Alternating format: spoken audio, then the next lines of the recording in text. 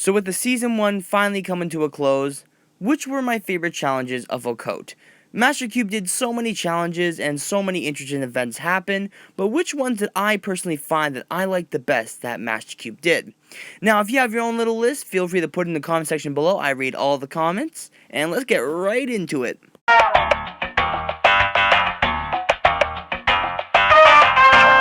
Challenge 10 doesn't exist because I never got a chance to finish it, so it gets bottom place.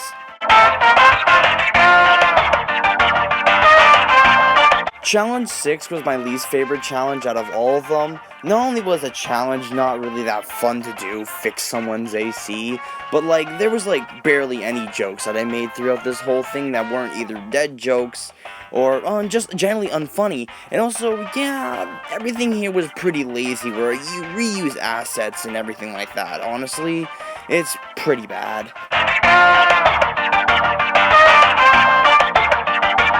One of the funniest thing is the title. That says a lot about the entry. Now, the challenge was to draw an eliminated contestant, and since I was a debuter and an animator, this challenge took a lot to do really anything good with it.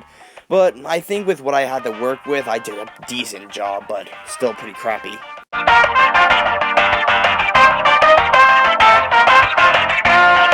Yeah, I was sick during making this entry, so I just had no energy to really do anything.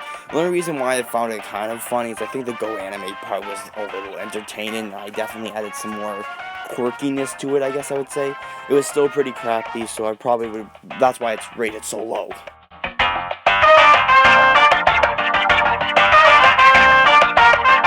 So just after I finished a BTD Hunger Games challenge, I then had to do an ACOAT one, so I immediately lost any will to do it at all. I just did not feel like doing it. A lot of the characters' assets were just really hard to draw anyway, and I was just generally lazy with it. So I rushed it, and it's okay. It's whatever. It's not bad. It's not great. The challenge was to get the host some water. There's not much you can do in the creative department with that. I tried to do something and I managed to, squeak out, I think, somewhat of a viable challenge. But honestly, the vendor part was just meh.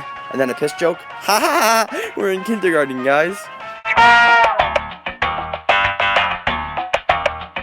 I think the fact that not only this continued on with the restaurant lore, but also had some pretty solid jokes throughout the whole thing. And the animation was pretty solid.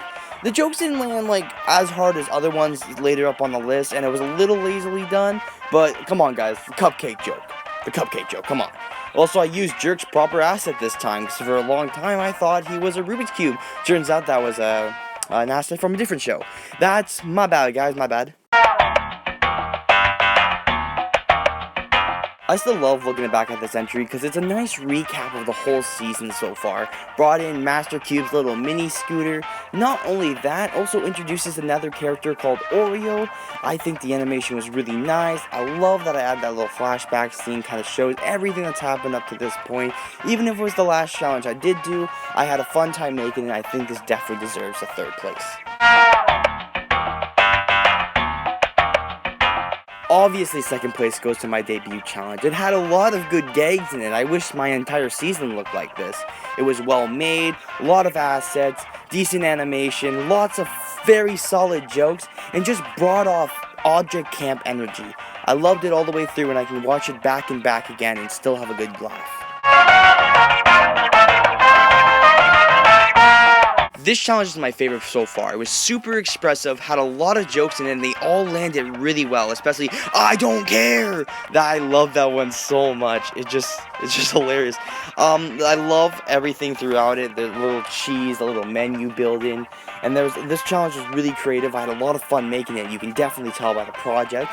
It doesn't overstay its welcome. It's very lengthy, but it doesn't go on for too long, and I think you don't lose your attention span. This is definitely my favorite challenge by a long shot.